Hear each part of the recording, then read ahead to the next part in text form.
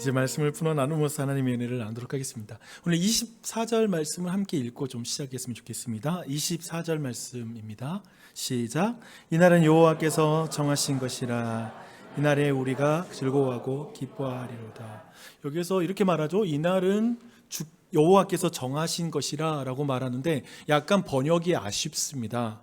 사실 이것은 이날은 여호와께서 만드신 것이라, 이날은 여호와께서 지으신 것이라 라고 번역하는 게 더 좋은 번역이 될 것 같습니다.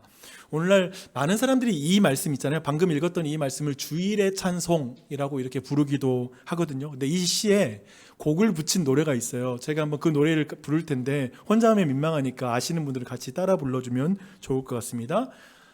이날은 주가 지으신 날 기뻐하고 즐거워하세. 오, 이날은 주가 지으신 날 기뻐하고 즐거워하세. 주를 기뻐하라. 주를 기뻐하라. 네, 방금 더 부르면 좀 안 될 것 같고, 근데 보니까 이렇게 보면서 박수만 치고 보는 사람들은 잘한다는 느낌으로 되게 느껴졌어요. 여러분 그러지 마시고 같이 불러줘야 되는데. 근데 보십시오. 지금 시인은 이날은 주가 지으신 날이라서 되게 독특한 표현이죠. 이날이 주가 지으신 날이라서 기뻐하고 즐거워해야 돼 라고 이렇게 지금 말씀하고 있죠. 그래서 그러면서 우리는 질문이 생겨요. 주가 지으신 날이라는 게 뭘까라는 질문과 함께, 아니 이 날이 어떤 날이기에 기뻐하고 즐거워해야 되나라는 이런 생각, 이런 질문이 드는 그런 말씀입니다. 그래서 이날은 어떤 날인지 저는 오늘 두 가지로 오늘 말씀 설교를 좀 진행할게요. 첫 번째는 뭐냐면 이날은 과거로부터 구원의 은혜가 흘러 들어오는 날입니다. 이걸 첫 번째 살펴볼 거고요. 두 번째는 이날은 미래로부터 구원의 소망이 흘러 들어오는 날입니다. 그래서 우리는 기뻐하고 즐거워할 수 있다 라고 하는 이 부분을 함께 한번 살펴보려고 합니다. 저는 오늘 이 말씀을 통해서 선하고 인자하신 하나님이 주신 은혜를 우리 모두가 받아 누렸으면 좋겠습니다. 그런 은혜가 있길 바랍니다. 성령님이 이 설교를 사용하셔서 여러분 안에 즐거움과 기쁨을 좀 회복했으면 좋겠어요. 즐거우세요? 기쁘세요? 뭐가 즐거움이고 기쁨이십니까? 네, 진짜 오늘 그 기쁨에 대해서 한번 배우면서 그 은혜를 누렸으면 좋겠습니다. 먼저 과거로부터 은혜가 흘러 들어오는 오늘의 의미를 함께 살펴보도록 하겠습니다. 시편 118편 5절부터 18절까지의 내용을 우리가 함께 살펴보는데요. 사실 이 내용은 제가 볼 때 1999년도 봄에 개봉했던 한 영화를 통해서 아마도 더 잘 이해할 수 있는 게 이 말씀이 아닌가 싶어요. 그 영화가 뭐냐면 이집트의 왕자라는 영화입니다. 여러분 아세요? 아마 대부분 아시죠? 제가 계산해 보니까 제가 대학교 3학년 때 이게 개봉했어요. 뭐 제 나이가 대강 나오죠, 그렇죠? 근데 이때 개봉했는데 사실은 이 내용이 뭐냐면 모세의 탄생부터 홍해가 갈라짐으로 통해서 이스라엘이 구원받는 것까지의 이야기를 쭉 다뤄주고 있는 게 이 영화입니다. 특별히 장편 애니메이션 영화거든요. 되게 유명했어요.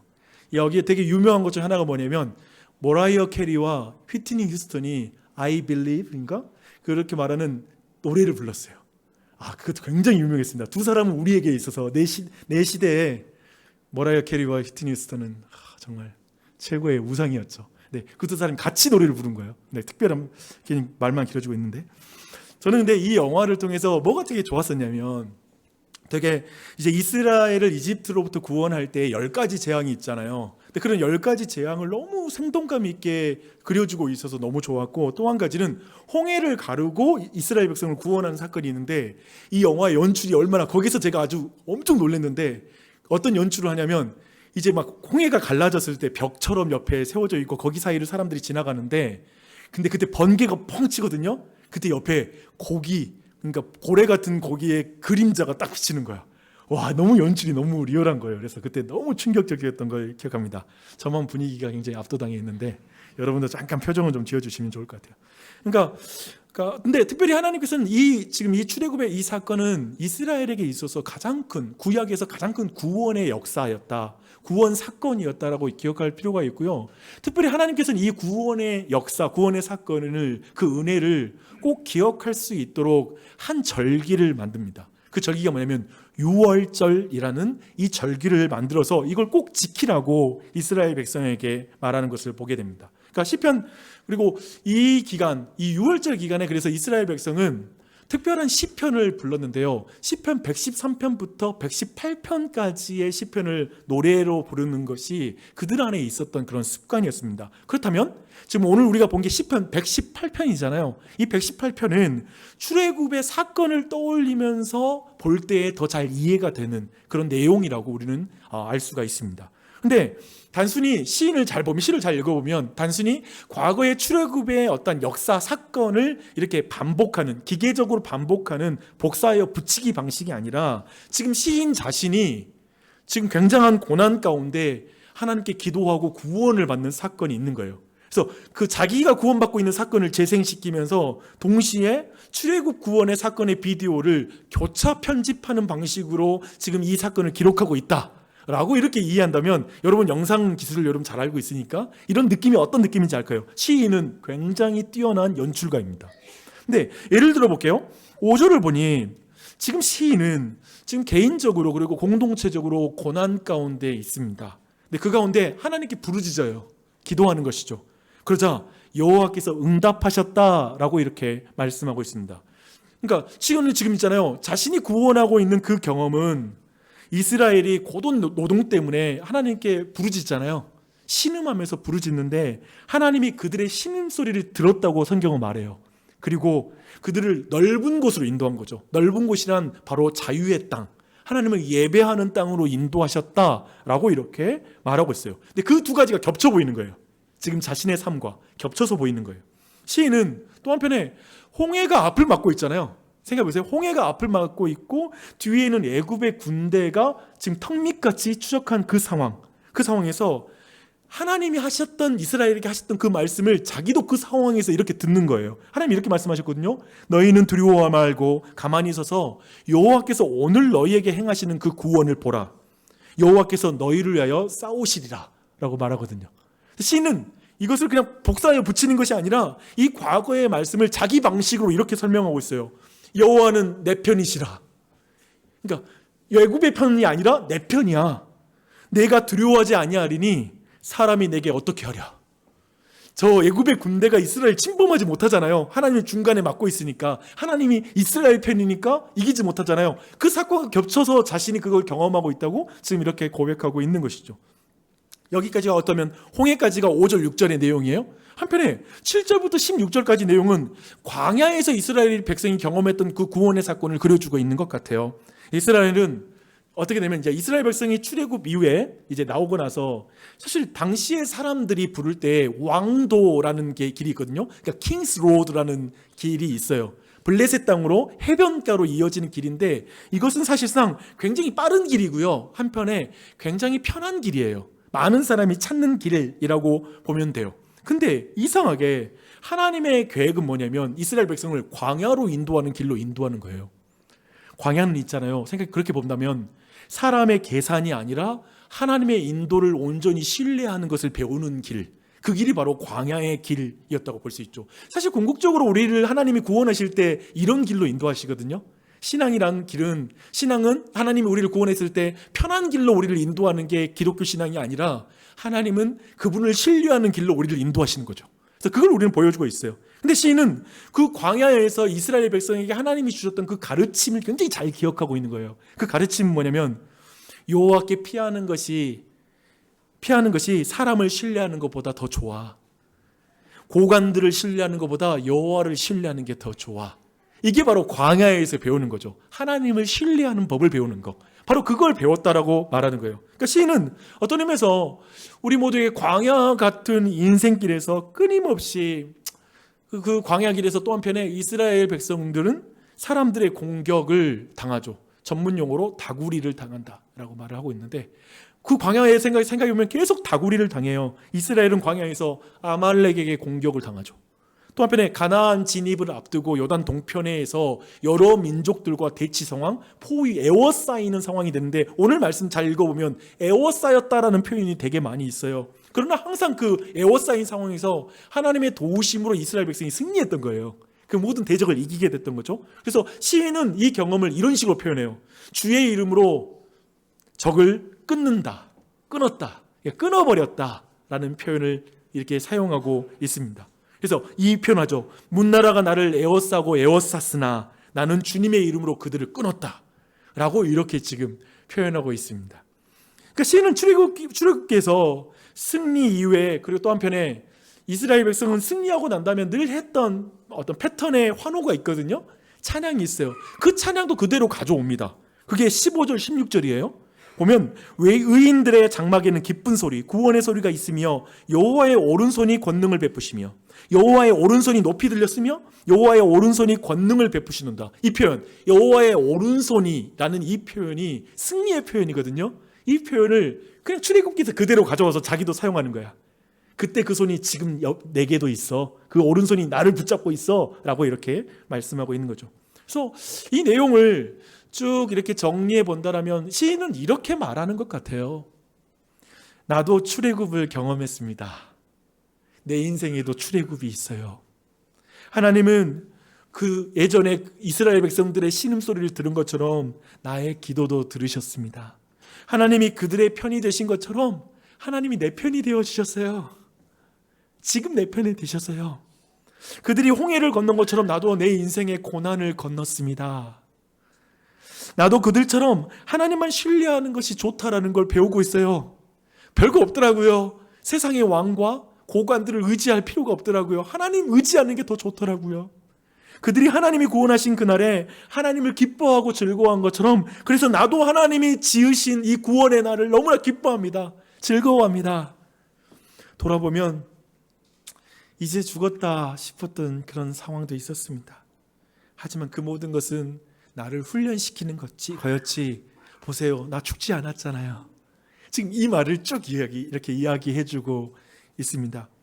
시인에게 그래서 여러분, 이날은, 오늘은 과거로부터 구원의 은혜가 흘러 들어오는 날인 거예요. 과거로부터.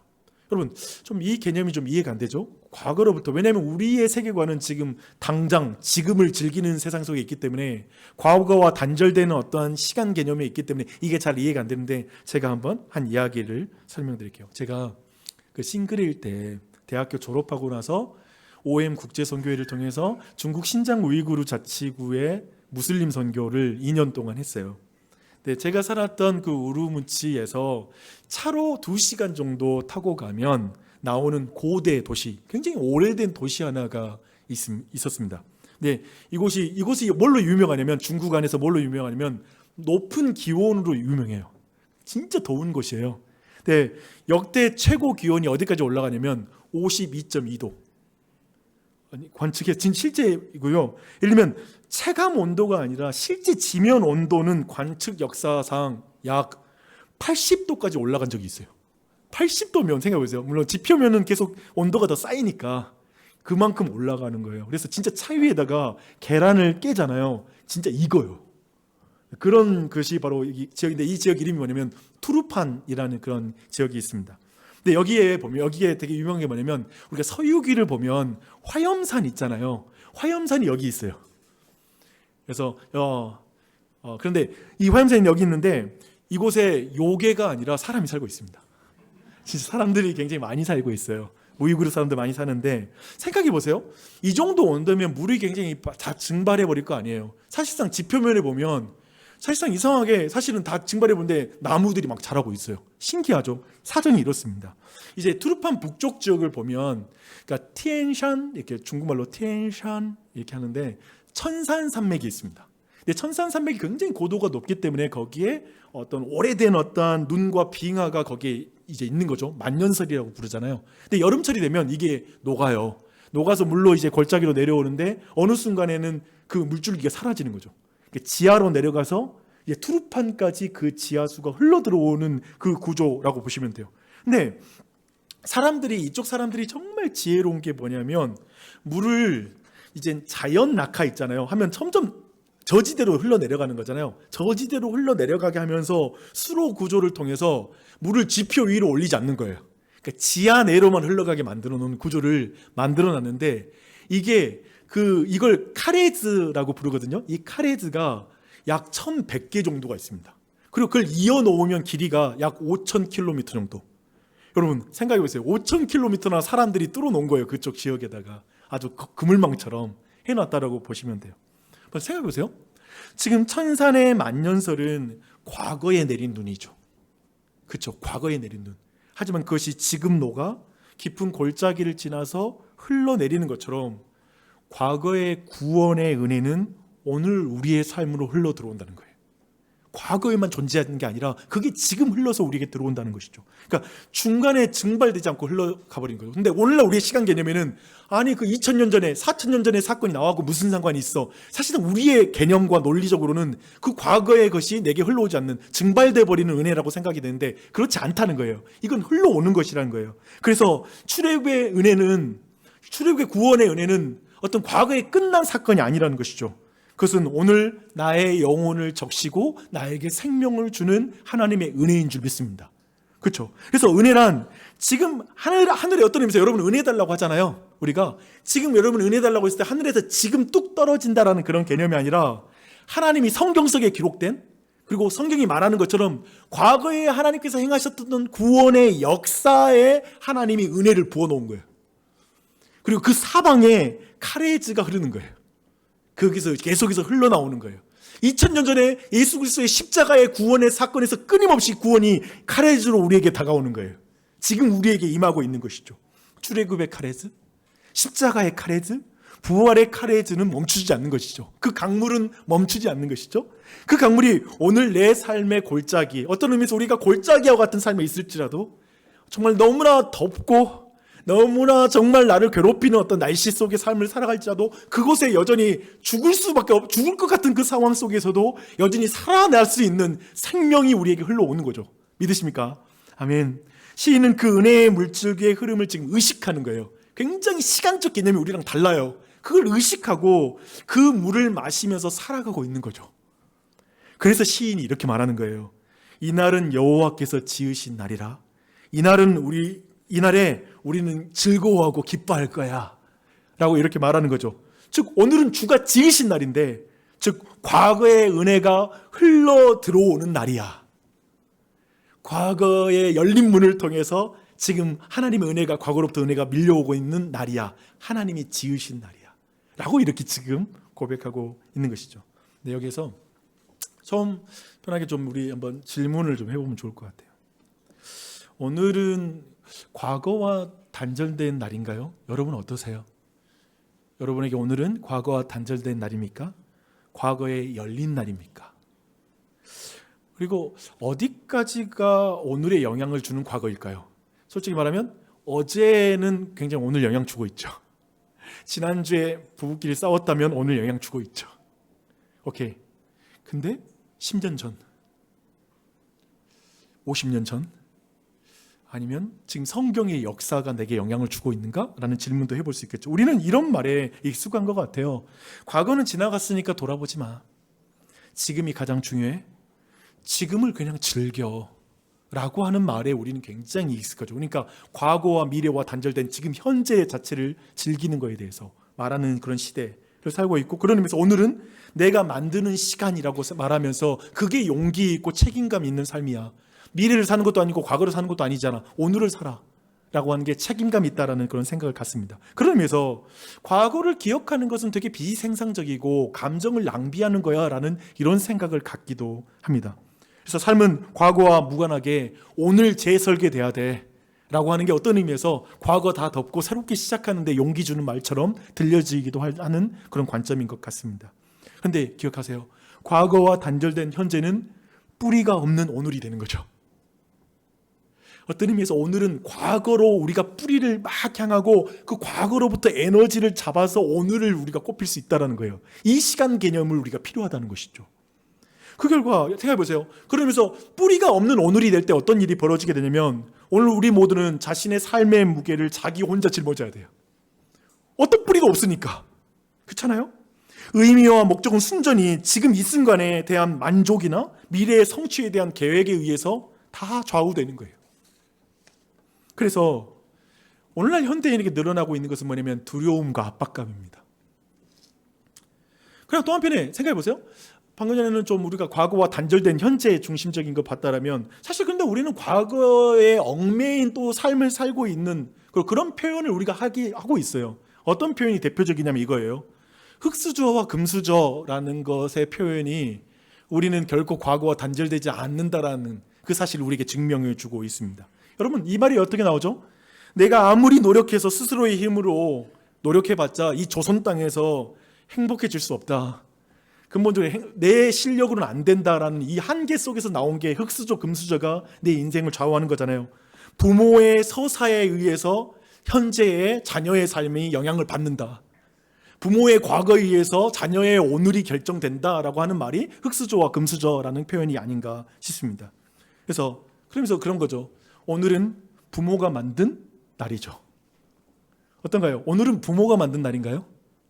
오늘은 주가 만드신 날이라고 말했는데 오늘은 부모가 만든 날인가요? 또 한편에 이 말의 반대말은 내 자녀의 오늘은 부모의 어제가 만든다. 이런 말이겠죠. 그런 의미에서 이 압박감이 오늘날 많은 부모에게 어마어마합니다. 그래서 제가 봤던 저출산의 진짜 원인은 여기 있다고 생각해요.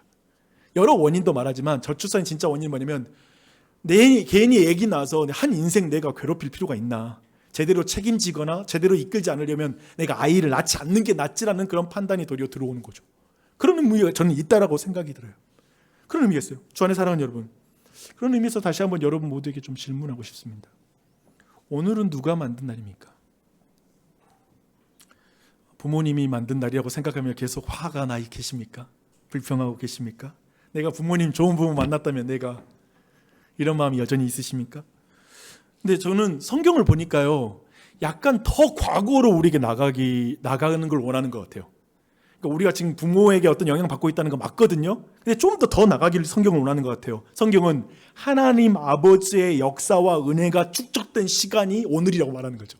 오늘은 하나님 아버지에게 달려있는 날인 거죠. 그분의 은혜가 임하는 날인 것이죠. 그러니까 조선시대에 그 자동 물시계인 자경루처럼 은혜의 물이 막 뭔가에 딱 차올랐을 때 딱딱하고 움직이면서 날침이 바뀌잖아요. 일지만 그런 것처럼 현재는 과거의 하나님의 언약과 은혜가 흘러 들어와서 열리는 시간인 거죠. 이 개념이 지금 시인이 갖고 있는 시간에 대한 개념인 것이죠. 그래서 오늘은 이런 거였죠. 오늘 우리 하루 시작하면 어떻게 시작하나요? 오늘은 내가 하기 나름인 날이 아니라 여호와께서 지으신 날이야. 이걸로 시작하는 거야. 여호와께서 행하신 날로 시작하는 거야. 내가 아무것도 없는 백지 상태에 내가 뭔가를 해야지만이 이 날이 채워지는 날이 아니라 하나님이 이미 시작한 날인 거죠. 이 의식을 가지고 있는 거죠. 그리스도인은 그래서 하나님이 아버지가 만드신 날을 시작하는 것입니다. 좀 출발이 다르죠. 어떤 의미에서 성경 그런 것 같아요. 흙수저, 금수저 이런 걸 말하면서 부모의 경제력으로 인해서 인생이 달라진다라고 말하는 것처럼 제발 하나님 아버지로 인해 네 인생이 다르게 출발하는 걸 믿어라. 너의 한날이 하나님 아버지로 출발한다는 걸 네가 이해했으면 좋겠다라는 걸 우리가 말씀하시는 것 같아요. 그래서 이 부분을 이 첫 번째 단락에서 다루고 싶습니다. 이제 두 번째 단락을 함께 볼 차례입니다. 이날은 미래로부터 구원의 소망이 흘러 들어오는 날입니다. 이 부분이에요. 그러니까 시편 118편 19절로 29절은 제가 볼 때 지난 17일에 개봉된 K 애니메이션 영화를 통해 볼 때 더 잘 이해할 수 있어요. 저 이 영화 온 교회 함께 보고 싶어요.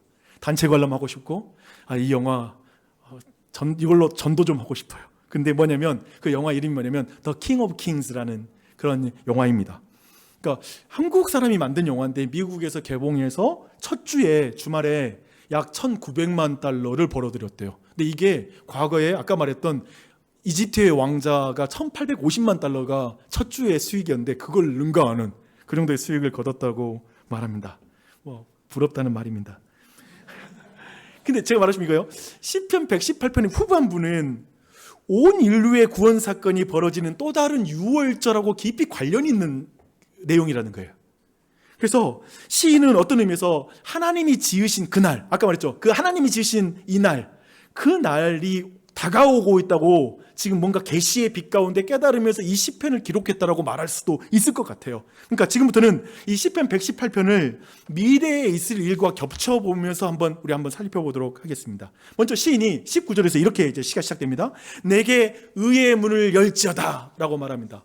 명령하죠. 내게 의의 문을 열지어다 라고 말하는데, 이 의의 문이 뭐냐면 하나님의 임재 안에 나아가 하나님을 만날 수 있도록 하나님이 계신 그 방, 성전에 들어가는 그 문이 열지어다 라고 이렇게 명령하는 거예요. 근데 이게 아주 독특한 기도 방식입니다. 그러니까 너무 확신하고 간절할 때 하나님께 기도를 명령으로 해버려요. 하나님 그 의의 문 좀 열지어다, 내가 들어가고 싶어요 라고 이렇게 외치는 그 기도라고 보시면 돼요. 근데 놀랍게 21절을 보니까요, 하나님이 이 시인의 기도를 응답해 주신 거예요. 근데 그 방식이 독특해요. 그리고 그 방식을 좀 여러분과 같이 한번 주목하고 싶어요. 그게 22절을 여러분 함께 읽어볼게요. 이 방식으로 의의 문이 열립니다. 시작. 건축자의 버린 돌이 집 모퉁이의 머릿돌이 되어나니. 그러니까 이 말은 뭐냐면, 지금 사실 마태복음 21장에서 예수님이 직접 이 말씀을 인용해 하세요. 그러니까 사실상 예수님이 직접 이 말씀이 가리키는 게 나다라고 가리키는 그런 본문이라고 보시면 됩니다. 그러니까 그 이야기 좀 해드릴게요. 이스라엘 종교 지도자들이 예수님께 와서 시비 걸죠. 맨날 시비 털잖아요, 얘네들이. 그렇죠? 근데 뭐냐면 네가 무슨 권위로 이런 것을 가르치느냐? 라고 이렇게 말을 합니다. 그러자 예수님께서 아주 잘 짜여진 비유를 하는데, 이게 포도원의 비유라는 비유를 그들에게 들려주십니다. 그러니까 주인이 포도원을 만들고 나서 그 포도원을 농부에게 맡겼어요. 근데 이제 결실하는 때가 돼가지고 이제 주인이 자신의 종을 보낸 거예요. 근데 그 종을 보면서 저것들 죽여버리면 이거 모두 우리 차지지라고 생각하면서 그 농부들이 그 종들을 다 죽입니다. 주인의 종들을. 그러자 주인이, 사실 여기에서 말하는 이 주인이 보낸 종들은 구약의 선지자들이에요. 근데 그러자 이제 그 주인이 자기 아들을 보내기로 해요. 이제 내 아들을 보내면 함부로 하지 않겠지, 존귀하게 대하겠지 하고 아들을 보내요. 그런데 그 악한 농부들은 그 아들까지 죽여버립니다. 이 비유를 말해요. 즉 이는 예수님 자신이, 하나님의 아들인 자신이 바로 이스라엘의 지도자들, 종교 지도자들에 의해서 죽임을 당할 것이라는 걸 직접적으로 비유적으로 말씀하신 것이죠. 그런데 이 비유가 딱 끝난 다음에 시편 118편 22절을 예수님이 인용하는 거예요. 그렇게 보시면 돼요. 그래서 이렇게 말하는 거죠. 너희는 성경에서 이런 말씀을 읽어본 적이 없느냐? 집 짓는 자들이 내버린 돌이 집 모퉁이의 머릿돌이 되었다. 이것은 주님께서 하신 일이며 우리 눈에 놀랍게 보인다 라고 이 말씀을 하시는 거예요. 여기에서 건축자들이 버린 돌, 그것은 예수님 자신이죠. 그리고 그를 버린 건축자들은 바로 이스라엘의 종교 지도자들이라고 이렇게 이해하면 됩니다. 그런데 어때요? 그렇게 버림받아서 십자가에 달려 죽으셨죠. 하지만 그 버린 돌을 하나님께서 모퉁이 돌로 삼으셨다는 거예요. 그래서 예수님을 기준으로 하나님을 만나는 새로운 성전이 지어지고, 이제 그 예수님을 기준으로 그 문을 통해서 하나님을 만나게 됐다는 거예요. 이 말씀을 지금 예수님께서 하시는 것입니다. 그래서 예수님은 지금 시편 118편 22절이 자신을 가리키는 일이라고 밝히는 거죠. 이게 거듭 신약성경에 2번 더 이걸 밝힙니다. 굉장히 중요한 구절이에요. 근데 이 기이한 이야기죠. 이 역설적 방식이니까, 누군가 버린 것을 어떤 구원의 도구로 사용하니까요. 근데 이 기이한 이야기를 좀 더 볼게요. 시편 118편과 굉장히 연결이 됩니다. 예수님이 예루살렘 성에 들어가시잖아요. 마지막 유월절을 앞두시고 이제 들어가시잖아요. 이때 사람들이 종려나무를 막 들고 흔들면서 호산나를 외치거든요. 이게 주목해요. 호산나. 근데 이게 시편 118편 25절을 인용하는 거예요. 뭐냐면 시편 118편 25절 보면 이제 구원하옵소서라고 하거든요. 이제 구원하옵소서가 호시아나거든요. 호산나라는 이 외침인 거거든요. 그리고 유월절 만찬을 이제 성에 들어가서 예수님이 유월절 만찬을 하시죠. 그때 예수님은 제자들의 발을 씻기시고 나서 성찬을 행하시잖아요. 그걸 통해서 예수님 드러낸 게 뭐냐면 내가 유월절의 어린 양이다. 봐봐요. 지금 시편 118편은 유월절에 읽는 시라고 했죠. 과거에 그 양고기와 그 피를 통해서 출애굽을 했던 그 구원의 은혜가 이제 여기에서 예수님 자신이 이제 유월절의 어린 양이라는 걸 밝히는 거예요. 그리고 성경은 이렇게 또 말합니다. 만찬을 다 마치고 나서 그들이 찬미하고 감람산으로 갔다라고 말하고 있습니다. 근데 여기서 이렇게 질문이 생기는 거예요. 그때 예수님은 무슨 찬미를 했을까? 뭘로 찬양했을까? 어떤 내용의 찬양을 했을까? 라고 질문한다면 시편 118편으로 찬양했다라고 확신하고 말할 수 있어요. 어떻게 그럴 수 있죠? 유대인의 유월절 전통에 의하면 시편 118편은 유월절 만찬 이후에 부르는 찬양이에요. 부르는 시편이니까 아까 말했죠. 이걸 부르는 거야. 그러니까 예수님은 시편 118편을 지금 막 노래하면서 지금 감람산으로 가는 거예요. 이제 감람산에 가면 어떤 자신의 운명이 기다리고 있는지 다 알고 있죠. 그리고 이 일을 통하여 하나님의 구속의 계획이 어떻게 이루어질 걸 알고 있고 그 노래를 부르면서 그 말씀을 받아들이는 거예요. 그리고 그 말씀을 자신에게 수용하는 거죠. 예수님은 곧 제자들에게 버림받을 거예요. 버린 돌이 될 거예요. 또한 나무에 달렸을 때에도 하나님께 버림받을 거예요. 저 햇빛이 빛을 잃어버릴 거예요. 그래서 27절에 이런 표현이 있습니다. 밧줄로 절기제물을 제단불에 맬지어다. 예수님은 이 노래도 했을 거예요. 밧줄로 절기제물을 제단불에 맬지어다. 예수님은 자신을 제물로 삼아서 제단불인 십자가에 스스로 매달리시죠. 예수님이 십자가에 달려서 숨을 거두시는 순간에 드디어 성전은 흔들리고 휘장은 가운데가 찢어져 버립니다. 왜요? 왜 이런 일, 예수님이 왜 지금 뭘 하고 있는 것일까요? 라고 묻는다면 죄인들이 하나님의 임재로 들어갈 수 있도록 의의 문을 여시기 위해, 하나님 앞에 들어가서 하나님과 교제할 수 있는 사람은 오직 의인들만 교제할 수 있거든요. 그래서 예수님께서 저 죄인들을 대신해서 십자가에 달려 죽으심으로 말미암아 모든 죄인들이 그리스도로 말미암아 의의 문으로 들어가서 하나님을 만나고 교제하게 하기 위해서 지금 그 일을 이루시는 것이죠. 시인은 지금 봐봐요. 시인은 지금 미래로부터 흘러들어오는 참된 구원의 빛을 통해서 계속해서 뭔가 미래를 향해서 예고하기 시작해요. 계속 예고하고 있어요. 주님이 행하신 그 기이한 일을 통해서 한 날이 만들어지고 있는 걸 보는 거예요. 그 한 날, 3일째에 부활하시는 그 날일 수 있어요. 그 날을 지금 보고 있는 거예요. 그러면서 23절에서 여기서 등장하는 거예요. 이제 23절이 여기서 나와요. 이날은 여호와께서 정하신 것이라 이날에 우리가 즐거워하고 기뻐하리로다. 할렐루야. 아멘. 이날은 6월절의 궁극적인 성취입니다.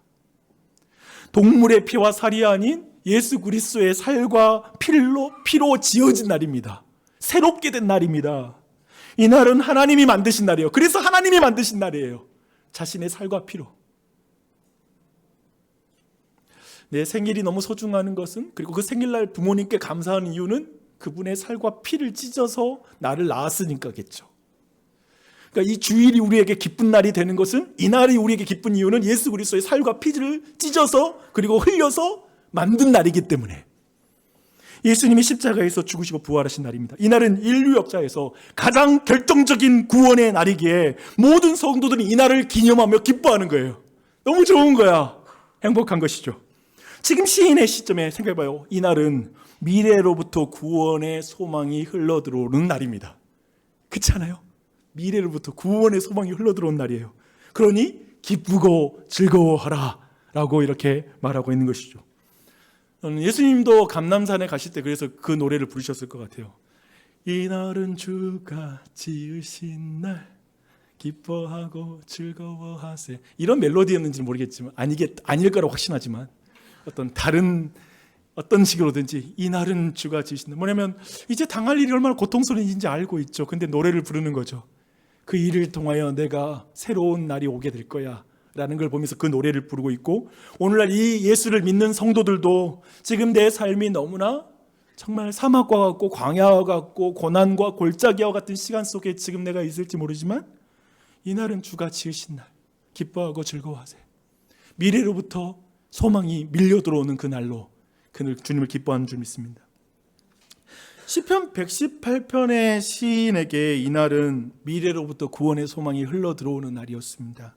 그 미래는 우리에게는, 생각해보면 우리에게는 예수 그리스도 안에서 이미 이루어진 과거죠. 시인에게 미래는 우리에게는 과거죠. 그렇죠? 그런데 우리에게 또 다른 그날이 있습니다. 우리에게 또 다른 이날이 있어요. 놀라운 구원의 역사라는 그 근원으로부터 흘러오는 구원의 강물이 도착하는 그날이 있어요. 그리고 그 모든 구원의 강물이 다 흘러서 모아져서 수정바다를 만드는 성경에 약속이 있는 그날이 우리에게는 기다리고 있습니다. 성경은 이렇게 계시록에서 말합니다. 보라, 하나님의 장막이 사람들과 함께 있음에 하나님이 그들과 함께 계시리니 문이 다 열려가지고 하나님을 만나고 있으리니 그들은 하나님의 백성이 되고 하나님은 친히 그들과 함께 계셔서 모든 눈물을 그 눈에서 닦아주시니 다시는 사망이 없고 애통하는 것이나 곡하는 것이나 아픈 것이 다시 있지 아니하리라. 그날 우리는 구원의 강물이 다 모여서 수정 바다를 이루는 하나님 나라가 완성되는 그날을, 지금 미래 가운데 올 그날을 우리는 믿는 것이죠. 그날을 소망하는 것이죠. 이것이 신자가 사는 시간입니다. 시간에 대한 개념입니다. 오늘에 대한 개념입니다. 과거와 미래 사이에 단순한 현재를 지금 사는 것이 아니라 과거와 미래로부터 구원의 은혜가 흘러들어오는, 구원의 소망이 흘러들어오는 현재를 사는 거죠. 과거와 미래와 단절된 현재를 사는 게 아니라 과거와 미래가에 열려있는 현재를 살아가는 것이죠. 그래서 우리는 이미 오신 예수 그리스도를 기억하며 다시 오실 예수 그리스도를 기다리며 오늘을 사는 것, 그게 바로 오늘이라고 말하고 있습니다. 그래서 이렇게 말하는 거죠. 이 날은 주께서 지으신 날이라.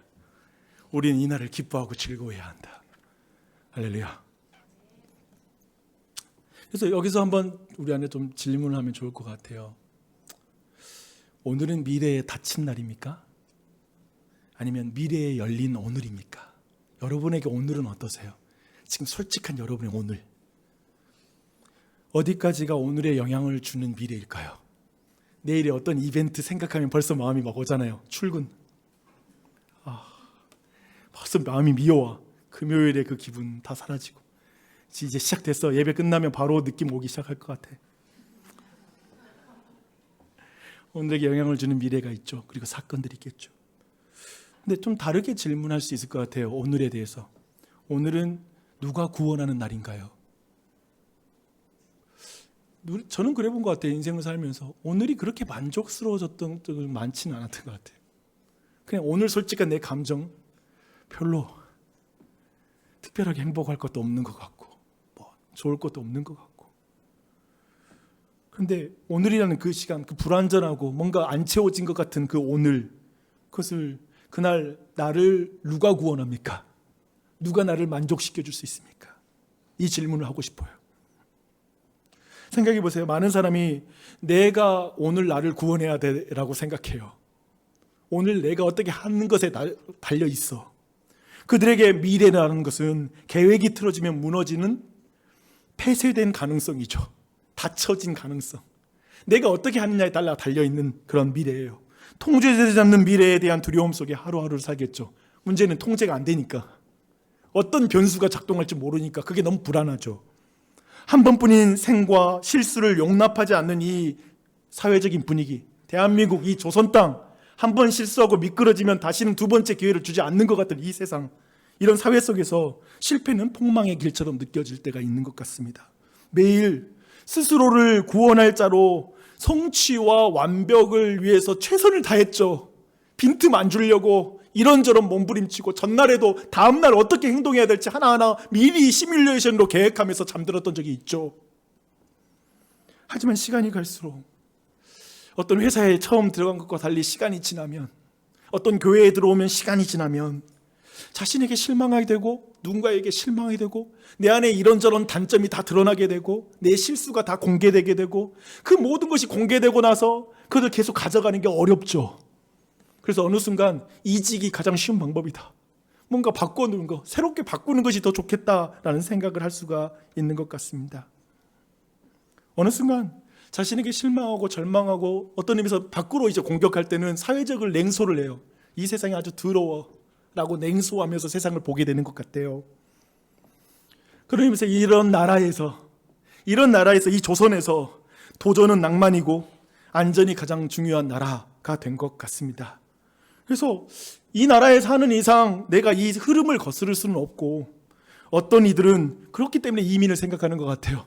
바꾸자면 굳이 내 자녀들에게 조금이라도 이런 세상의 맛, 좀 더 이 사회보다 나은 세상의 맛을 좀 보게 하고 싶다라는 마음이 있어서 조금만 능력이 있다면 이민을 가고 싶은 게 어떤 사람들에게는 그런 욕망이 있는 것 같습니다. 그런 기대가 있는 것 같습니다. 주 안에 사랑하는 여러분, 부지런히 살아도 부족하게 보이는 오늘을 누가 구원합니까? 누가 구원합니까? 아직도 스스로 구원할 수 있다고 낙관적으로 생각하는 분 여기에 계십니까? 성경은 우리의 구원자가 예수 그리스도라고 말씀하고 있습니다. 하나님이 구원자라고 말합니다. 우리도 자녀에게 다른 세상을 맛보고 싶어서 이민까지 감수할 정도로 부모들이 희생하지 않아요? 자녀에게 다른 세상, 다른 나라의 맛을 보여주고 싶은 거야. 이 나라의 맛 말고. 놀랍게도 하나님 아버지께서 우리에게 다른 나라, 하나님 나라를 맛보게 하시기 위해서 그의 독생자 예수 그리스도를 우리에게 내어주셨습니다. 그가 치를 수 있는 모든 희생을, 모든 대가를 지불하셨습니다. 그리고 그 예수를 통해 우리의 아버지가 되셨습니다. 선하고 인자하신 아버지가 되셨습니다. 그 하나님 아버지에게 우리의 삶이 붙잡혀 있습니다. 이것이 오늘 말씀의 핵심입니다. 그 선하신 아버지에게 여러분의 인생이 붙잡혀 있다는 것입니다. 그 하나님은 그리스도 예수의 날까지 그분이 시작하신 선하신 일을 멈추지 않고 행하실 것이고 완성할 것입니다. 성경이 그걸 약속하고 있습니다. 그래서 우리에게 오늘은 미래의 이 확실한 소망이 흘러들어오는 날입니다. 지금 내가 볼 땐 나도 연약하고 엉망이고 내 가족도 교회도 불완전한 모습이 투성일지 모르지만 이 모든 걸 하나님 선하고 완전하신 하나님 손에 붙잡혀 있기 때문에 내 미래가 완성될 걸 믿기 때문에 그 소망이 오늘로 흘러들어오는 거죠. 심지어 우리가 실패할지라도 그곳은 하나님이 여전히 일하시는 자리입니다. 여호와께서 나를 심히 경책하셨어도 죽음에 넘기지는 않으셨어. 오늘 시편의 말이죠. 마치 너무 죽을 것 같지 인생이. 근데 죽지 않았어 지금. 이게 은혜지. 그래서 그리스도인에게 오늘은 실패가 두려운 날이 아니라 그리스도께서 구원하실 날이죠. 그런 적 있으세요? 하루를 시작하는데 오늘 실패가 더 두려워서 시작을 못 하겠는 거야. 오늘 내가 무슨 실수할까 봐, 또 무슨 일이 있을까 봐 그게 걱정돼서 하루 시작하는 게 싫어. 아니, 그리스도에게는 그런 날이 아니라 그리스도께서 구원하실 날입니다. 완성은 하나님이 할 거예요. 좀 불완전하고 부족해도 하나님이 그걸 이끌어 가실 거예요. 스스로에게 그래서 질문해 보십시오. 오늘은 누가 구원하는 날인가? 오늘은 누가 완성하는 날인가? 설교를 준비하는 내내 이런 질문이 제게 떠나지는 않았던 것 같아요. 이날은 주가 지으신 날이라 기뻐하고 즐거워하고 기뻐하라 라고 말하잖아요. 근데 이 말씀 보는데 용주야 너 오늘 기뻐? 솔직하게 감정은 속일 수가 없잖아요. 용주 너 오늘 기뻐? 왜 그렇지? 너는 오늘 왜 슬퍼? 그 질문이 생겼어요. 왜 기쁘고 왜 슬퍼? 여러분 질문해 보세요. 여러분이 왜 기쁘고 왜 슬퍼요? 용주야 너는 오늘을 어떻게 하면 기뻐할 수 있을까? 라는 질문을 해봤습니다.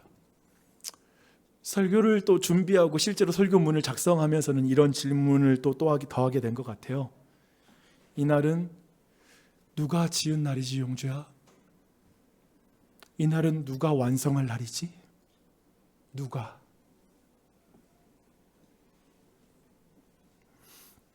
여러분, 이날은 여러분이 지은 날인가요? 생각해 봤어요. 내 회사에서의 정규직과 비정규직도 내가 뿌려놓은 씨앗을 다 거둔 것이겠지. 내 판단, 내 수고. 또 한편에 회사 안에 내 직급 또한도 내가 만든 거 아니에요.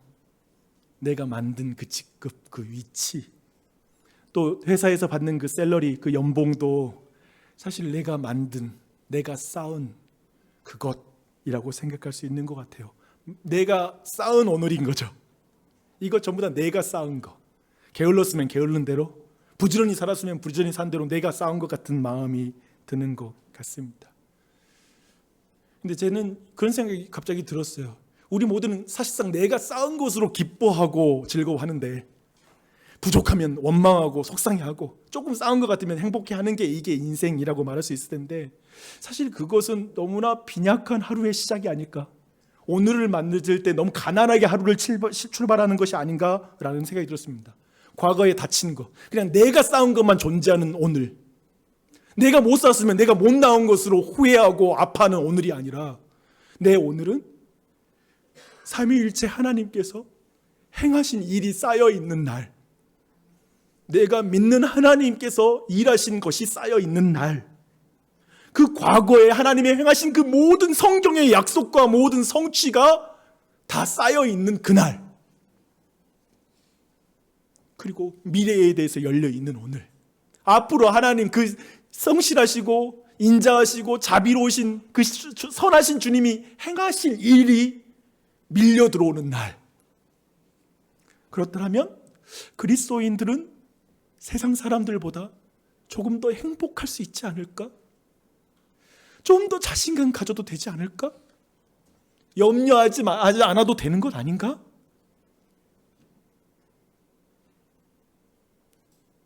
난 여러분이 더 행복했으면 좋겠어요. 오늘 말씀에서 한 가지만 보고 마무리할게요. 오늘 말씀 잘 보면 첫 번째 절하고 마지막 절이 같은 말씀이에요. 이건 엄청 중요해요. 여호와께 감사하라, 그는 선하시며 그의 인자하심이 영원함이로다 라고 말하고 있죠. 이 말이 의미하는 게 뭘까요? 너의 앞과 뒤를 선하시고 인자하신 하나님의 손에 붙들려 있는 앞과 뒤야. 너의 시작과 끝이 선하고 인자하신 하나님의 손이 붙잡고 있는 그것이야. 알파와 오메가가 선하고 인자하신 하나님이 붙들고 있어. 그렇게 말씀하고 있죠. 그러니 여러분에게 권면하고 싶어요. 나와 여러분 자신과 오늘을 여러분의 눈으로 평가하지 마십시오. 주님의 행하시는 날로 평가하십시오. 어제 실수로 오늘 시작할지라도, 아니 그것만 있는 건 아니야. 하나님이 이루신 일이 오늘이야. 이미 하나님의 은혜가 시작됐어 라고 믿고 나아가십시오. 두 번째, 가정도 그렇게 봐주십시오. 자녀들도 그렇게 보는 걸 연습하십시오. 내가 이거 못해줘서 저렇게 됐나? 내가 이거 못해줘서 저 인생이 저렇게 힘들어졌나라고 보지 말고, 저 인생 하나님 손에 붙잡혀 있는 아이야. 선하고 정말 자비로우신 인자하신 하나님이 저 아이를 주관하고 있어 라는 그 하나님이 행하시는 존재로 보기로 결정하는 거죠. 그게 감사와 기쁨을 만드는 것이죠. 마지막으로 교회를 그렇게 보세요. 교회를 볼 때 이 교회가 하나님이 행하시는 교회라는 걸 놓치면 어떻게 되는지 아세요? 제가 가장 늘 두려워하는 거, 내가 이 교회를 세우는 것처럼, 내가 이 교회를 지키는 것처럼, 이 교회를 내가 만드는 것처럼 생각하는 게 가장 위험해요. 그게 다 파괴예요. 감사와 기쁨 다 파괴해버려요. 그런데 하나님이 이 교회를 세우고 하나님이 만드시는 교회라고 인정하면 우리는 오버하지 않고 기뻐하면서 그 일을 불완전함 속에서 감사함으로 그 길을 걸을 수 있는 줄 믿습니다. 저는 이 비밀의 은혜가 여러분에게 넘쳤으면 좋겠고, 이게 안 되면 행복 못해요. 제가 예언합니다. 행복하고 싶으시죠? 오늘 말씀을 기억하세요.